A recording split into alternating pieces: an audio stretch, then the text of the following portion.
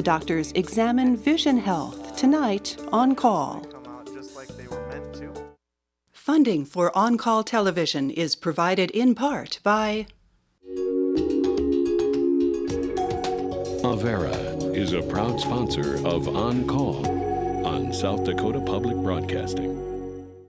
Larson Manufacturing is proud to support On Call television as it continues to open doors for important medical information. And by the South Dakota Foundation for Medical Care, the Medicare Quality Improvement Organization for South Dakota. Additional funding is provided by Dakota Care, the Brookings Health System, Dr. Mark Bubach with Dakota Allergy and Asthma, Dakota Dermatology, Aberdeen Asthma and Allergy, the Orthopedic Institute, and Swiftel Communications. Closed captioning for On Call is provided by the generous support of Avera, the Brookings Health System, and Fishback Financial Corporation.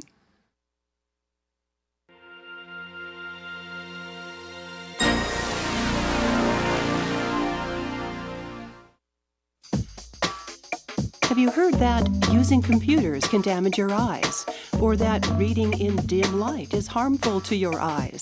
How about older people who gain second sight may be developing cataracts? Facts and fables as the doctors examine vision health tonight on Call. I can see clearly now, the rain is gone. I can see all obstacles in my way. Hello and welcome to On Call Television. As we age, our vision can worsen. Nearly half those over age 65 either have a cataract or have had surgery to correct it. Our macula can degenerate, our retinas can detach, our optic nerve can become damaged and lead to glaucoma. In this age of technology, we can stop eye problems from progressing, and in many cases, we can even fix the problem. To learn about modern eye surgeries and implant advancements, we invited ophthalmologist Dr. Vance Thompson of Vance Thompson Vision in Sioux Falls and Dr. Alison Tendler, also of Vance Thompson Vision, to be our guests tonight. Welcome to the show. Thank you. So Alison, talk to me a little bit about where you're from and a little bit about your training. Well, South Dakota, born and bred, so... in Sioux Falls? Grew up actually in the Clear Lake area. Oh. So until I was about 10, and then moved to Sioux Falls, and then I stayed, was there for the remainder, and did most of my training as well in South Dakota. So went to Dakota Wesleyan over in Mitchell for my undergraduate degree, and then followed that up with medical school at the University of South Dakota. And then you did your ophthalmology training? Ophthalmology residency training in Minnesota at the university there, and then did a year fellowship in cornea anterior segment refractive surgery out in Albany, New York. Oh. And you are the national spokesman for...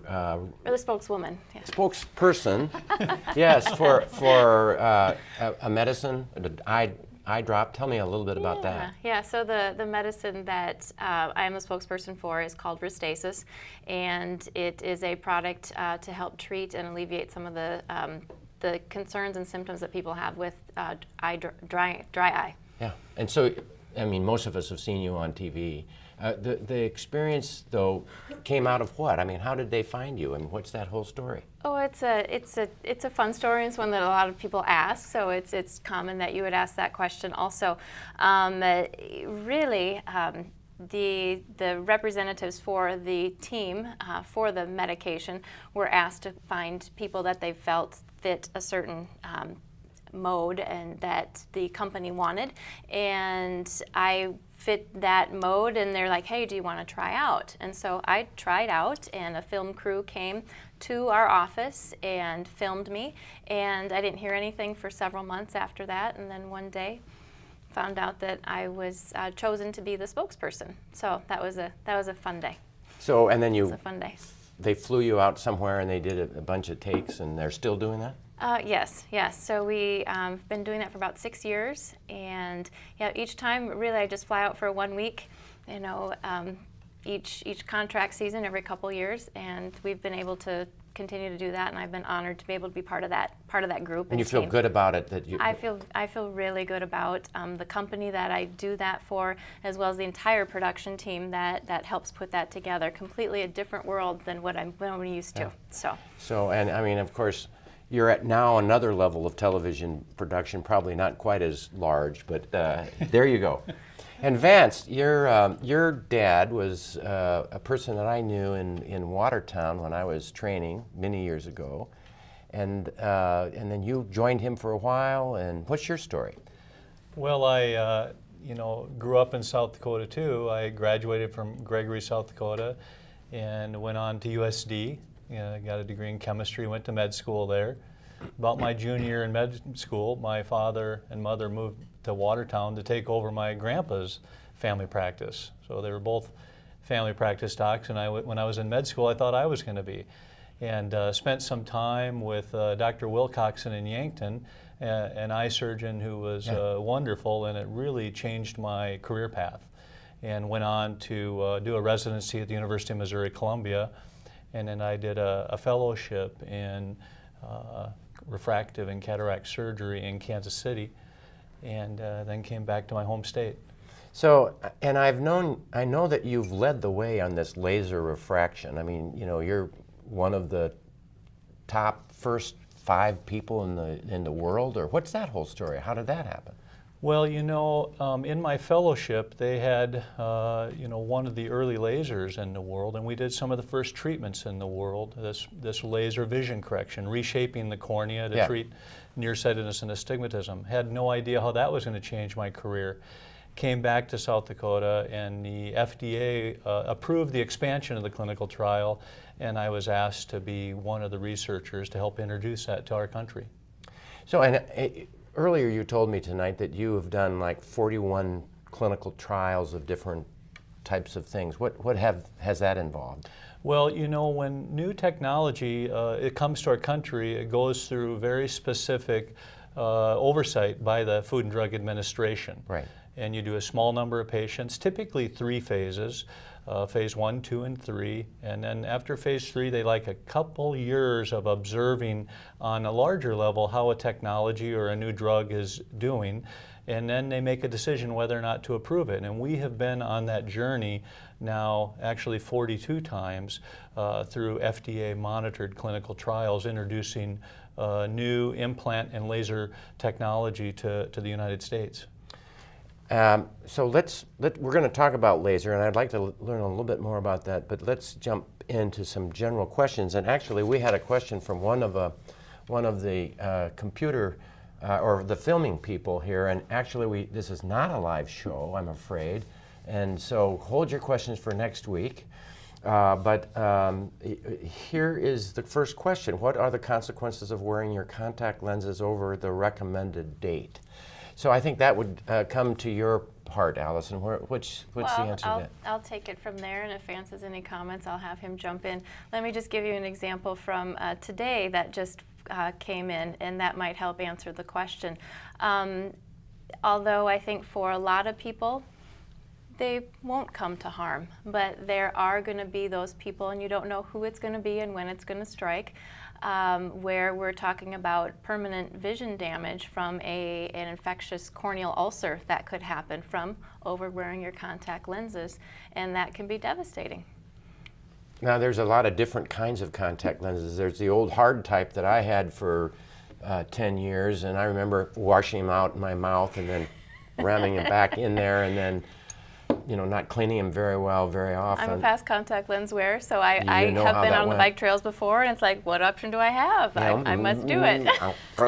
Now that I know more, I'm like, oh my gosh. So, but now we have soft lenses or permanent lenses or throwaway lenses. I mean, walk us through a little bit of the contact lens story. So as far as contact lenses go, I feel that if you're going to take care of your contact lenses, wonderful, because you also need to take care of them in order to take care of your eye. Your eye is precious, and it's not made to have a foreign body on it. It's really not. And so we're altering what is normal by putting that lens on, which gives a lot of people freedom. However, So different types of lenses are definitely for, you know, different types of people. My favorite lenses, if someone's going to wear them and have ocular issues, is the ones that they throw away at the end of the day. I feel that they're the safest. They're coming out of their eye. We don't have to worry about how they're storing them, how they're cleaning them. That would be my favorite, but that comes at an expense too. A little bit more expensive. And the hard ones that I used to have, are they still being used? They are. For you know, several people still use them. They work very well for certain eye conditions, and people see very well out of a hard contact lens. However, it's also a little bit more, you know, can be harder to get used to, can be a little bit more of an annoyance factor. So most people honestly don't wear them unless they have a special corneal condition that requires them to wear them for their best vision. All right. And do you work with making the cornea like a contact lens by altering the cornea? Explain that, Vance. Well, our cornea, just because of its curvature, provides, you know, 2/3 of the focus power of the eye. The other third would be by the lens that sits right behind our pupil. Now that surprises me, because I thought that the lens did all of the work, but the cornea does a lot of the work. We have a help with the vision thing here. Can we go to our picture now? Why don't you draw there? Yeah. So what we see here is the cornea. This would be the cornea, and this would be the lens. Right here's the lens. And what happens is if you, the incoming light rays, they are bent by the cornea and brought to a point focus on the retina, but 2/3 of that focus power happens right at the corneal curvature. And to tell you the truth, it happens right where the air meets your tear film. It just so happens that your tear film's curvature is defined by the cornea. That's why dry eyes can cause such blur. But the majority of the focus power happens at the cornea. Okay. And so by you change that. Yep. You can use a laser to change the shape of the cornea. And let's say someone has even 2 units of nearsightedness. They're not going to hardly see the big E. That's very blurry. Right. Your cornea oftentimes provides 45 units of curving power. So it's a very strong, you know, focusing element. And if you take a laser and reduce that curvature 2 units in that person that's 2 units nearsighted, they see good without glasses. So it's a great structure that you don't have to change its curvature very much to get a profound effect on helping people see better without glasses or contacts. And how exactly do you change that curvature? Is it you burn it, or you cut it, or how do you change that curvature?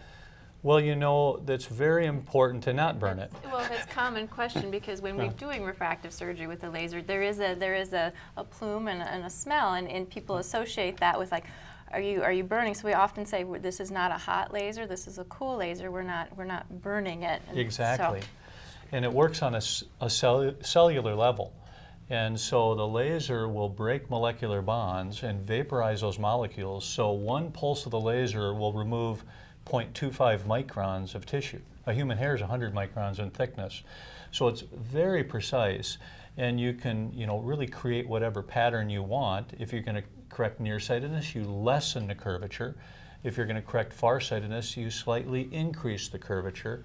And if you're going to correct astigmatism, you take that slightly football shape and create more of a basketball shape or a rounder curvature. Okay. Well, that's we'll get more into that. It's fascinating, and what always amazes me is how long it lasts. I mean, it does. Sometimes you change it another 10 years later. You need to readjust it because the body's always changing. So we'll talk about that in a minute. Ophthalmologists are always pushing the envelope and trying to give you a safer and better treatment to improve your sight and quality of life. Dr. John Berdahl of Vance Thompson Vision is doing his part to help us all see better. And I would like to prepare you that we will see a few moments of actual eye surgery. It might be a bit much for the squeamish, so be prepared. There's a lot of different implants that can go into eyes. The most common implant we use is for cataract surgery, but sometimes with glaucoma surgery and other types of surgery we'll put different implants in. One of the real exciting ones that we're doing for glaucoma surgery is called the Glaucos eye stent. It's the smallest device ever implanted into humans for any reason. It's so small it'll fit into the ridge of a fingerprint and helps lower your eye pressure. The big benefit to it is that it's a lot safer than other surgeries that have been done for glaucoma. This is the glaucose eye stent being placed into the trabecular meshwork. You can see the pigmented trabecular meshwork just above the scleral spur. After the stent is inserted, it is released and nudged to make sure it's secure. Glaucoma is a disease where your optic nerve becomes susceptible to changes because of high eye pressure. So it kind of stents like a cardiac stent would across a bypassed area. That little stent goes in there and helps drain the fluid out of the eye to lower the eye pressure. The most common operation is cataract surgery, and that's the most common reason why somebody would have an implant in their eye. The way to think of a cataract is like an M&M. There's a candy shell with chocolate inside of it, and what my job is to take the top off the candy shell, suck out all the chocolate, leave the shell intact, and put a new lens that's made out of plastic or silicone in that shell. And now with that capsulotomy being as perfect as it is, all of the contraction forces are now going to be symmetric, and you're going to be much less likely to have a capsule that wants to shoehorn. You get all that beautiful overlap of that lens, and that lens isn't going to go anywhere after I get it put exactly where we want it to be. What's exciting about those lenses or implants are there's many different types of them. So if people say, I don't mind wearing my glasses after surgery, we can use a standard implant, and that's going to help them see a lot better. They'll just need glasses for what they do. But there are other types of implants that can fix astigmatism, make it so you don't have to wear glasses at distance vision, make it so you don't have to wear glasses nearly as much at distance and near. And one of the most exciting ones that's not FDA approved yet, but we're in the clinical trials for it, is a lens that you put inside the eye, and then 3 weeks later you come back and shine an ultraviolet light on the eye. The lens in your eye changes shape to match your eye perfectly so that you can see really well without glasses. And it's kind of Star Trek-y, it's kind of the future, and it's amazing that we can do that with the level of fidelity and accuracy that we can accomplish. What my dream would be is to take one of these lenses that can adjust to the shape and then be able to put new information like built-in bifocals onto that type of lens platform so that people can see not only great at the distance, but at distance and up close, and in an adjustable way. We already have those lenses, and they do a good job. They're just not adjustable yet down the road.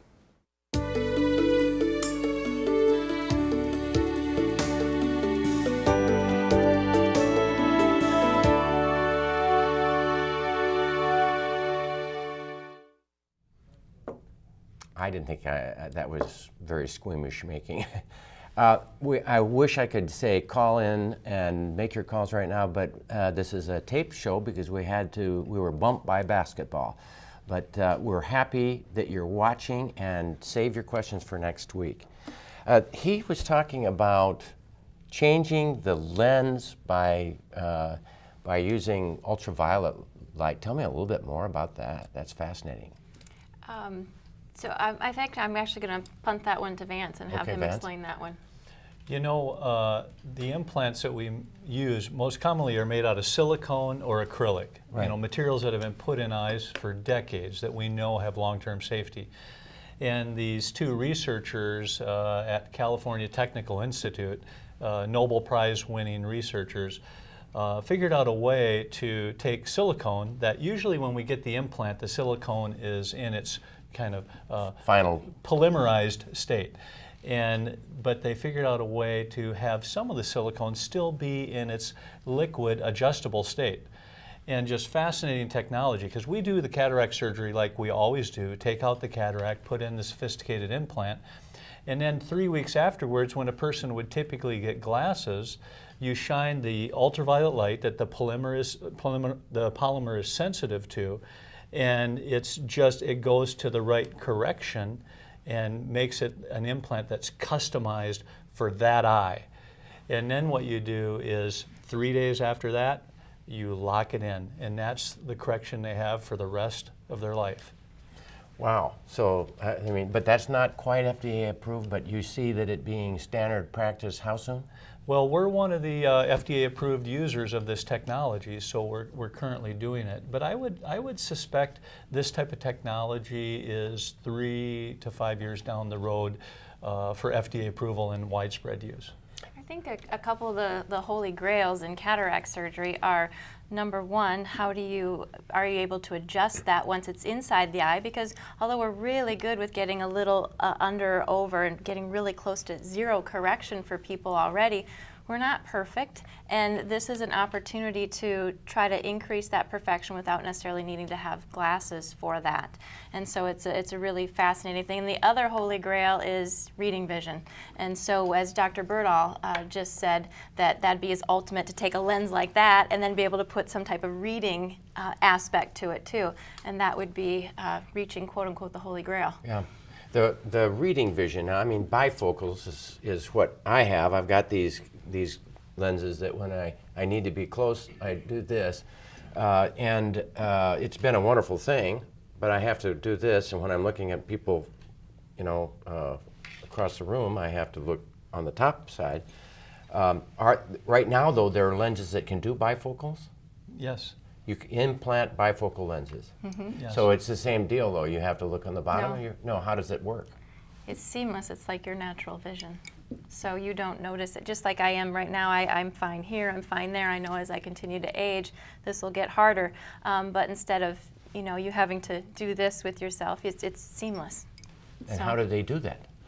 with the unique technology that those lenses are made of, and how they're shaped, and how they perform in the eye, they're able to give us some of those advancements. They're not perfect. They're not 100%, and we know that. But they're, you know, would I have one in my eye right now if I had to? Yeah, absolutely. And is there something you have to do? You have to learn to make them work, or no? It's just automatic. Well, you know, our natural lens before the age of 40, you know, when we look at a distance, it's flat, and when we look up close, it zooms in. Right. And so that's the first thing that goes wrong with it. It starts to 40. get stiff Yeah. and stuck at a distance, and people try to read, and they can't read like they used to, and they got to hold things out. Because and then that when- lens won't get fatter. It won't accommodate Right. like we want it to anymore. It's just getting A little less stiffer. flexible. Yep. And so when it starts to get stiff and then cloudy and becomes a cataract, we have a decision to make. Since we're going to now remove the cloudy lens or the cataract, we're removing 1/3 of the focus power of the eye. And so when we put an implant in, you know, we can restore, there's lenses that can restore some of that flexibility. We call those accommodative lenses. And then there's lenses that are called multifocal, and they have little alternating rings of distance, intermediate, and near vision, all in the optic, that help with distance, intermediate, and near. And that's the big part of a cataract evaluation, to educate someone on that type of technology. That brings the question of why people do get cataracts. Let's draw on this again. I kind of like the drawing. You want to thing. draw? Draw. Sure. I would love to draw. Where is the lens, and what happens? Show me the lens. So our lens is right there, you know, sitting there as our structure. And again, as we talked about, as we age, it gets less flexible.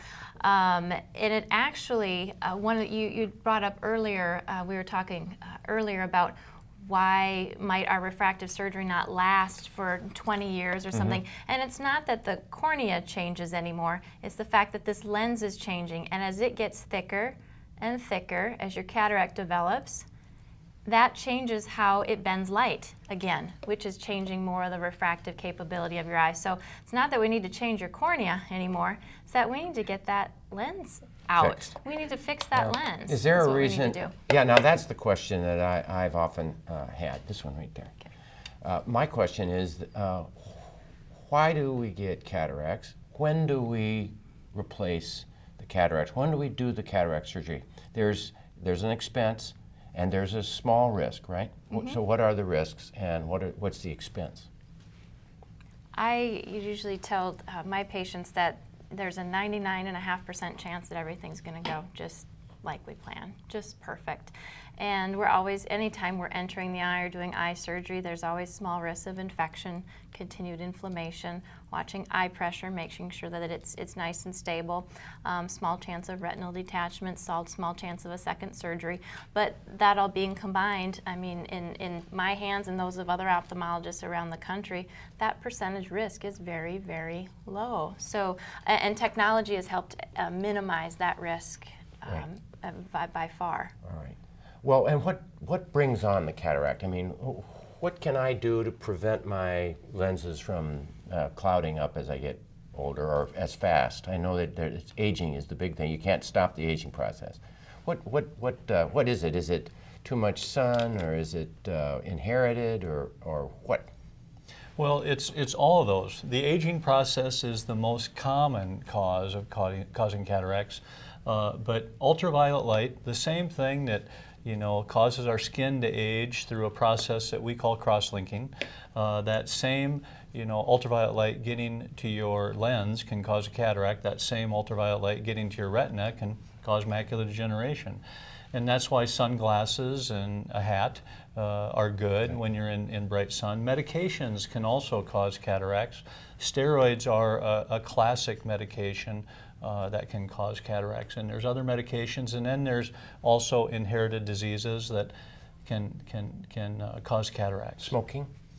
Smoking can cause cataracts. There's an association. Smoking increases the oxidative stress of our bodies, as well as the material in our lenses. So I do think that could increase the earlier factor of having cataracts. But cataracts are, you can be, I've had some very normals in their late 20s, there's just developed an early cataract, no other reason. No reason at all, it just happens sometimes. It just can happen early, yeah. I think the most fortunate thing is that it's one of the most successful surgeries known to medicine. Mm-hmm. And if I had my cataract replaced when I was 25 or 30 or whatever it was, is that going to get older and get in trouble like my hip that gets replaced? It only has a 10-year lifespan, that type of a thing. Does the cataract get old, or do I have to worry about it? No, that's a common question too. You're having an implant put in, and usually implantable devices, you think that they're going to wear out after a certain amount of time. And your lens is the lens that we put in, it's inert. It never reacts. Your body never creates an immune response to it. It's yours. So, great. During our regular everyday activity, we can take our safety for granted, especially our eyes. We only get two, and we need to be constantly protected and protect them. 4 years ago on the 4th of July, Chris Boss was enjoying a day at the lake with his friends. They were setting off fireworks and having fun when an accident changed Chris's life. I reached into my truck and got my bottle rockets and turned around and started walking, and as I was unwrapping them, I was looking down and unwrapping them, and then I got hit. I didn't hear anything. All of a sudden, something just hit me right in my eye, and I kind of recoiled and fell down, and I knew what had happened right away. A bottle rocket had exploded in his face, and he was bleeding badly from the eye. And it was all black for me. That was it. I knew at that point that it was pretty serious. The pain was manageable, but he was worried about how this injury would change his future plans at SDSU. Being a football player, as soon as I was hit, I was immediately thinking, oh man, what about the rest of my life? I'm hoping to continue on in football, and my first year I was just gonna be playing. And Chris was taken to the Brookings Hospital, where an ophthalmologist was called in. Since the bottle rocket had destroyed the lens and much of his eye, he would have to undergo surgery. Basically, he just put a bunch of stitches in, just kind of reconstructed my eye. It had been torn, kind of from like an impact point. There were kind of 3 tears, kind of going outward.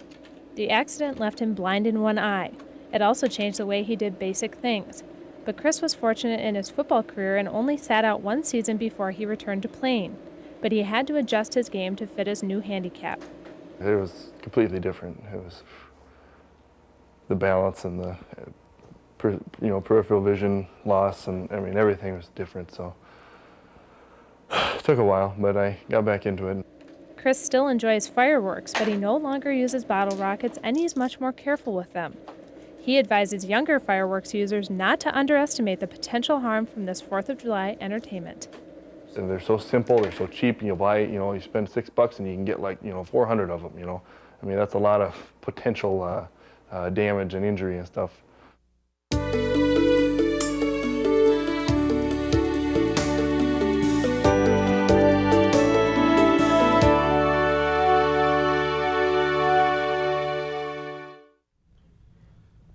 Well, that was a story we used several years ago, and we appreciate Chris for doing that that particular story and exposing himself to that.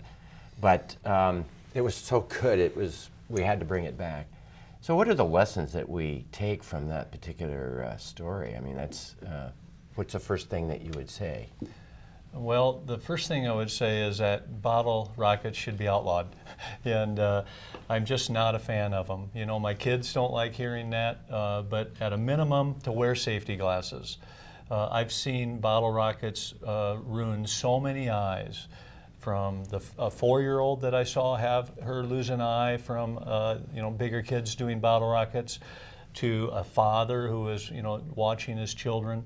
And it's very sad, and I also say, when someone does have an eye loss, that wearing glasses and having safety protection for potential accidents is also a good idea. Well, I mean double, because now you have one eye. You have one eye. You have one eye Yep. left. Yeah. What other trauma? I mean, I see people who are grinding in their garages and in their barns, and a lot of Metallic, metal. foreign bodies. What are the lessons there? I think similar lesson when you're doing any type of activity that can have a shard or a piece of debris that can come out from it unexpectedly.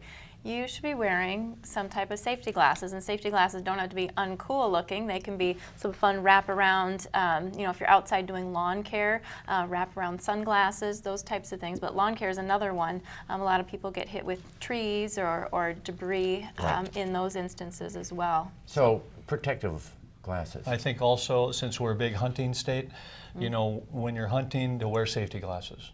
Yeah. Absolutely. I was hunting with a large group, and there was a safety glass protected crack in the lens that saved his eye. Yep. I saw it happen. Any more before we move on? You were talking about cool-looking glasses, and had cosmetic things come to mind. I know that you're involved with cosmetics. How does that go, Alison? So what I do in conjunction with my practice is some aesthetic medicine. Aesthetic meaning aesthetic beauty. meaning Good yes, looking. yes. Well, I mean beauty, and what I want to take it is basically let's improve the health of your skin, and when we do that at a cellular level, we're improving the outward appearance of the skin also. Where it came from, honestly, was I started doing a lot of upper eyelid blepharoplasties, where we take and remove excessive skin. A lot of people have them. A lot of people kind of have quote-unquote droopy lids. Yeah, droopy lids. Just extra skin up there. And as I started to do that, everyone starts asking, well, what can I do for the rest of around here? And from there, things just catapulted. So even though a lot of what I'm like, how can I improve the periorbital aesthetic rejuvenation of the skin with surgery, but what are some non-surgery methods that we can do, and what are methods that are not just taking skin away and treating something outward, but really working inside the body, just like we would with good nutrition or those types of modalities. Okay, and what do you recommend for crow's feet and wrinkles? It's usually a multimodal approach. I mean, there are so many different aspects that can hit those areas, but specifically for crow's feet, you always need to start. I mean, good moisturizer. Number one is good, with some good properties that are going to try to promote collagen in the skin. So when you're promoting collagen, you're going to minimize some of the lines and wrinkles and improve your laxity. You can use tretinoin. So a retinol, a vitamin A type product. Retinol is very good because it exfoliates, so it gets some of the dead stuff away. It promotes collagen, and it helps minimize those lines and wrinkles also. Right. So, and then laser resurfacing is fabulous too, because what it's doing is it is traumatizing the skin in a controlled method in order to try to promote that collagen production too. So that'd probably be the ultimate way to do so. I was thinking about that. And of course, there's Botox. Sorry. What? Oh, and then have to add Botox, right? Oh, okay. All right. So do you do a lot of Botox? A fair amount, yes. It's kind of expensive. It's all relative, I guess. Okay. So. And it's not covered by insurance, probably. No, those are those no, things that that it is people. not. You've got that. Well, let's talk about. We were talking about trauma to the eyes a little bit earlier, and Vance, you talked to me about rubbing the eyes as something that people do a lot of, and I hadn't realized that you warned so much against it. Tell me about that. Well, everybody that comes to see us for eye evaluations, we ask them if they rub their eyes. And oftentimes people with dry eyes or allergies that are untreated get itchy eyes, and they'll rub, and some will even knuckle. And when you press the skin over the eyeball, you dent the cornea, and in that repetitive denting and moving of the cornea almost has properties kind of like metal. I mean, it can fatigue with time, and metal would snap. The cornea can develop a bulge, and that curvature becoming irregular, then someone will oftentimes need a corneal transplant. And so we always tell people the hazards of eye rubbing, but if you do have allergies, get them treated.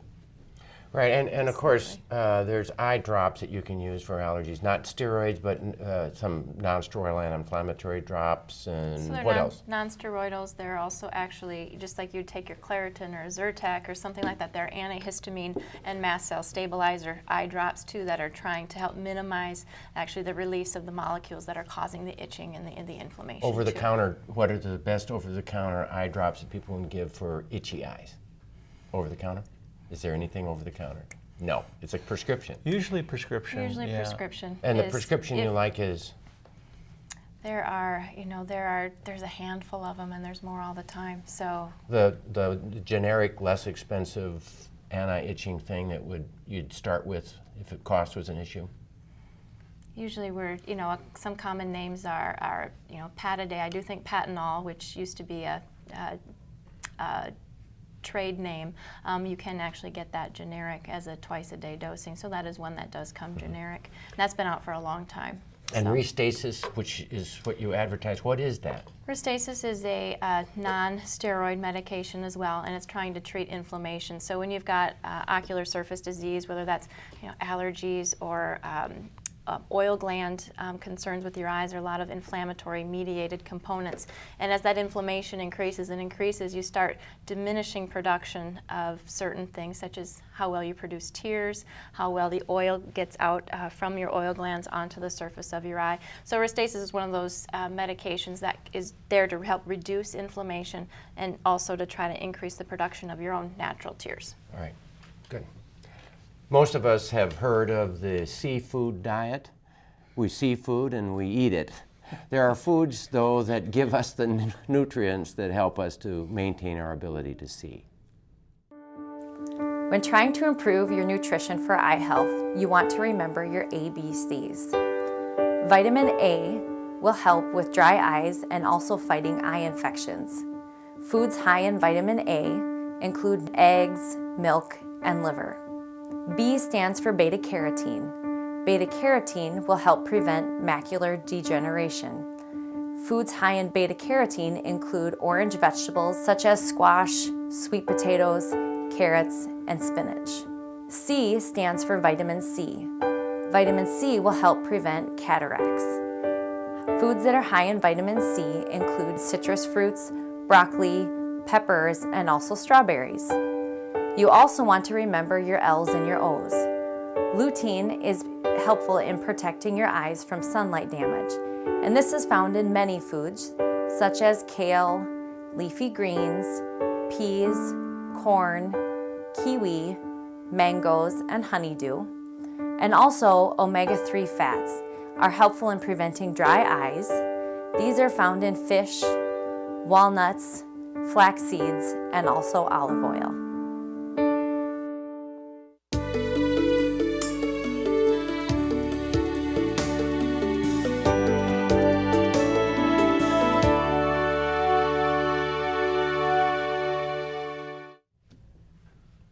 I guess I'd like to add wonderful words of advice from our dietitian Katy, and the idea is that those vitamins are so important, and the best source is food.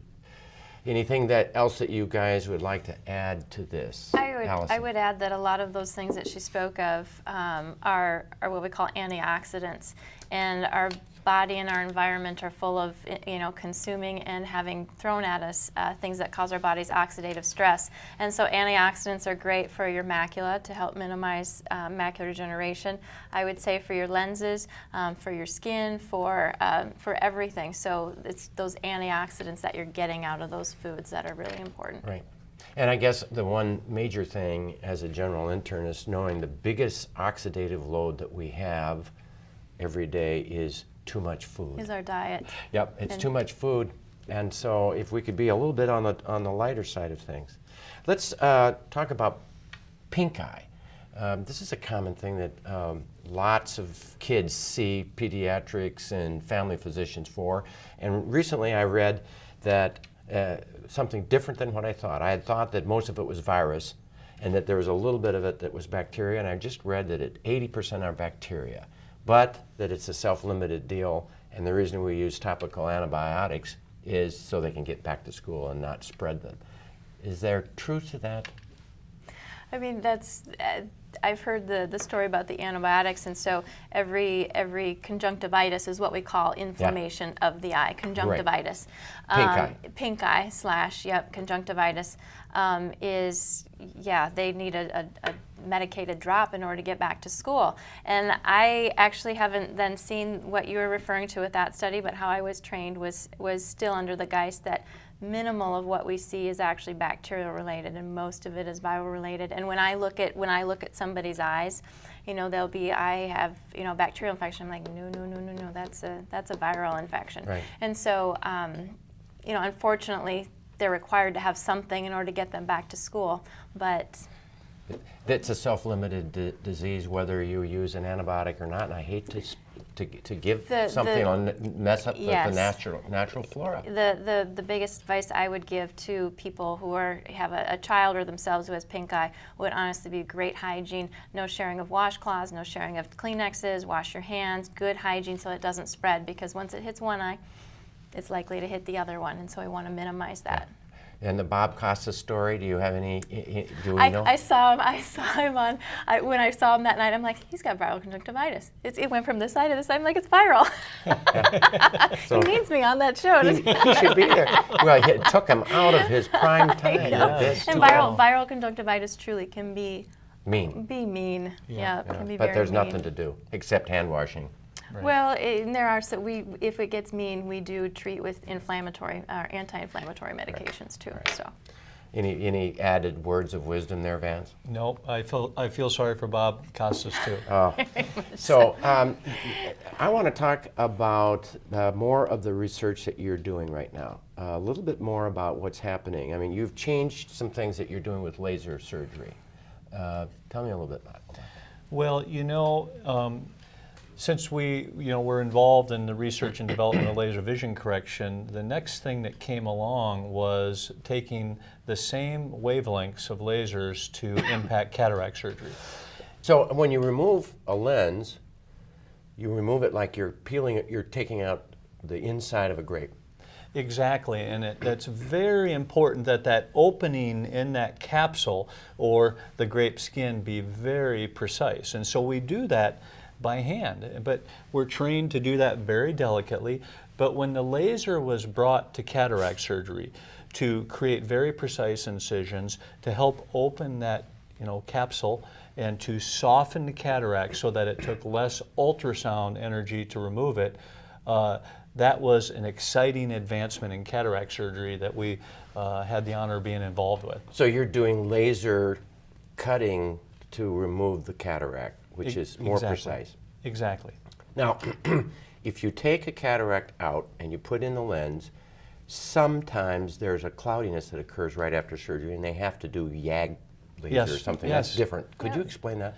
Well, yes, that same exact capsule that holds the implant, where we removed the front part of the capsule, the back part of the capsule, the grape skin on the back part, that's still there. Behind the implant can get cloudy, and a patient, they can start experiencing a reduction in vision just like when they had a cataract.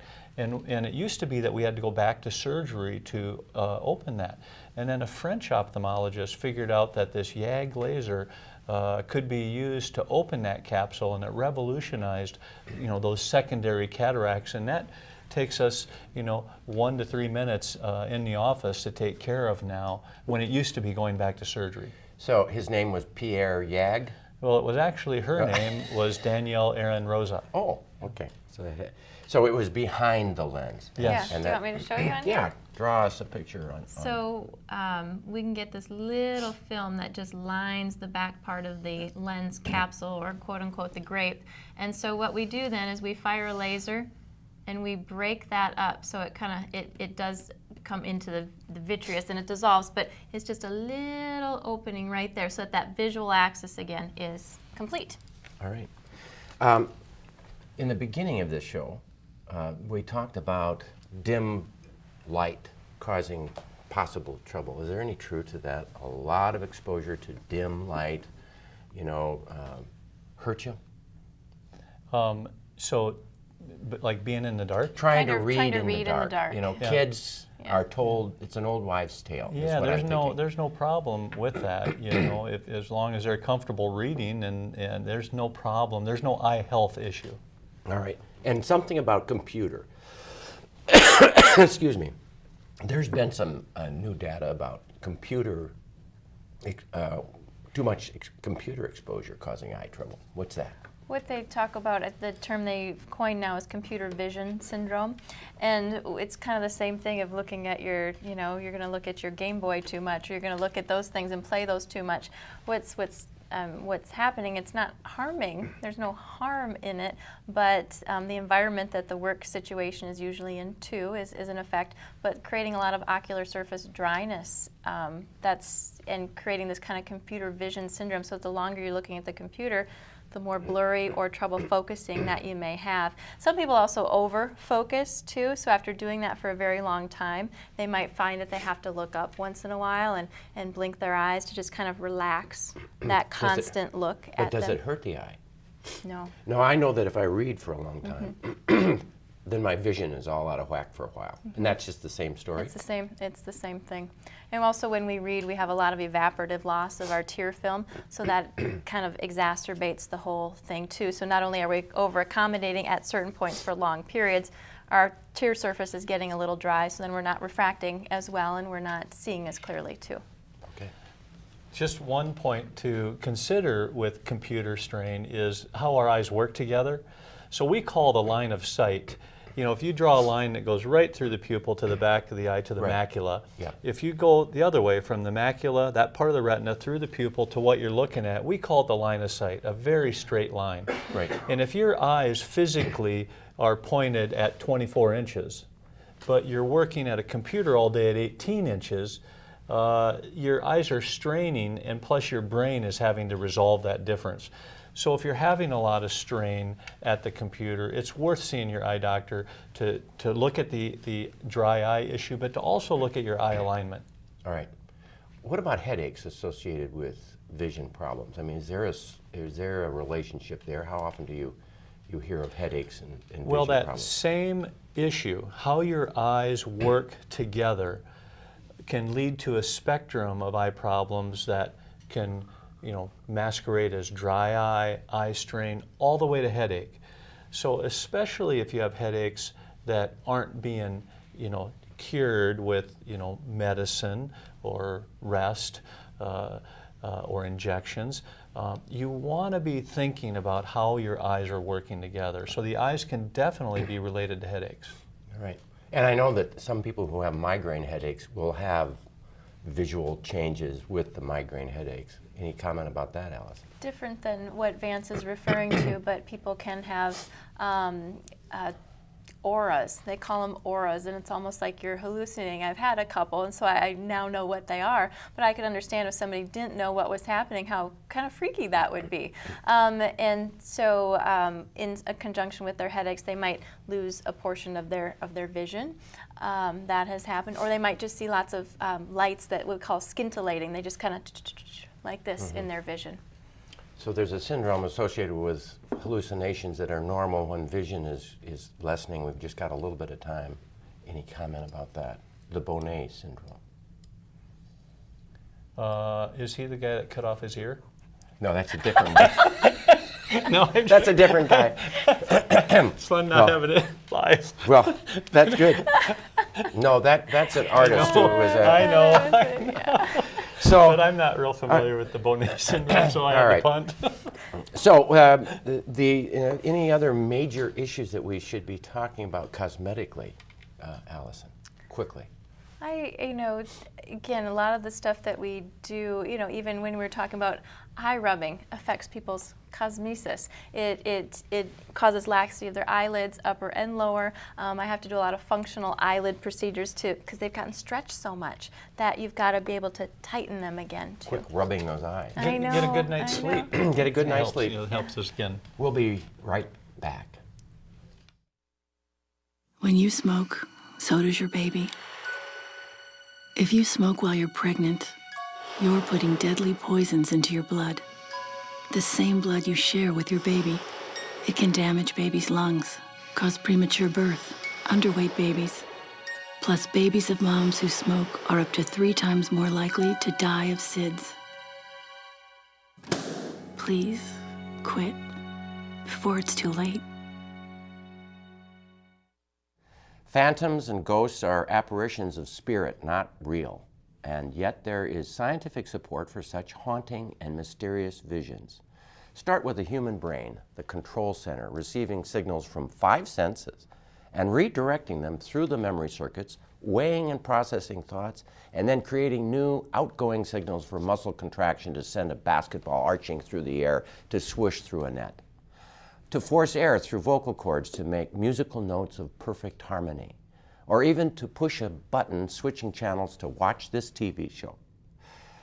But if that's not interesting enough, when sensory input is lost for the blind, the deaf, the amputee, we've learned that the brain fills in with phantom images, sounds, and even body parts. Take, for example, phantom visions of the blind called Charles Bonnet syndrome. First described in 1769, Swiss naturalist Charles Bonnet noted the hallucinations of his 89-year-old grandfather, who saw smaller than normal faces, birds, trees, patterns like tapestry all from his failing eyes. Oliver Sacks, a famous neurologist and writer, tells us that you don't have to have failing vision, and that most of us have hallucinations normally as we first close our eyes to go to sleep, often with swirling patterns. The take-home message from Bonnet and Sacks is to reassure us that visual hallucinations can be very normal, simply reflecting the brain filling in when vision is diminished. Also, there are phantom sounds of the hearing deprived called tinnitus, and rarely musical ear syndrome. The first is a simple bother to ignore, and the second a complex form of auditory hallucinations to admire. Apparently great composers, Robert Schumann and Dmitri Shostakovich, both described hearing phantom symphonies in their heads from which they drew inspiration for composing music we still hear today. Similarly, people who have lost a limb sometimes sense that the limb is still there, and this is called phantom limb syndrome.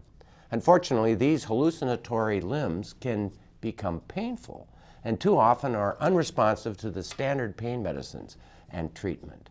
Recently, promising research, however, is bringing relief for some suffering with phantom limb pain by using mirrors reflecting the real limb in order to teach the amputee to unclench or relax the phantom limb. Imagine that. When there is loss, the human brain fills in with phantom images, sounds, and limbs. And even though they're not part of the real world, they are real to our minds, and we need to deal with them.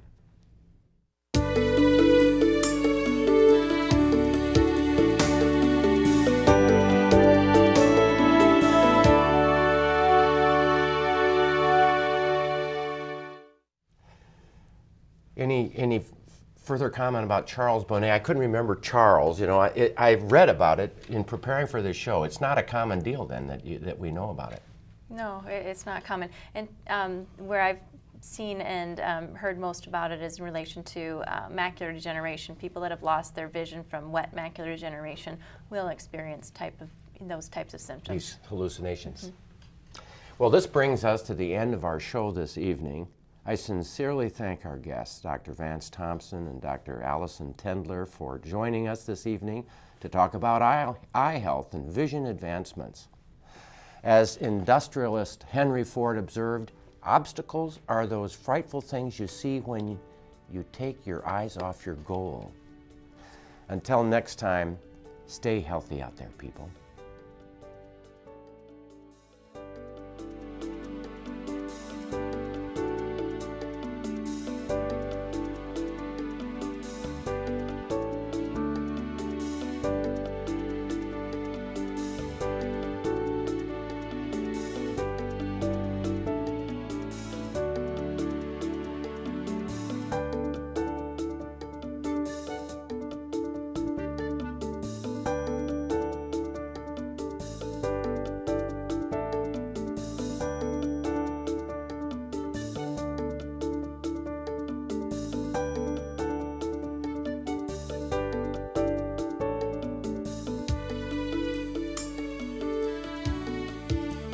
Funding for On-Call Television is provided in part by Avera is a proud sponsor of On Call on South Dakota Public Broadcasting. Larson Manufacturing is proud to support On-Call Television as it continues to open doors for important medical information. and by the South Dakota Foundation for Medical Care, the Medicare Quality Improvement Organization in South Dakota. Additional funding is provided by Dakota Care, the Brookings Health System, Dakota Allergy and Asthma, Dakota Dermatology, Aberdeen Asthma and Allergy, the Orthopedic Institute, and Swiftel Communications. Closed captioning for On Call is provided by the generous support of Avera, the Brookings Health System, and Fishback Financial Corporation.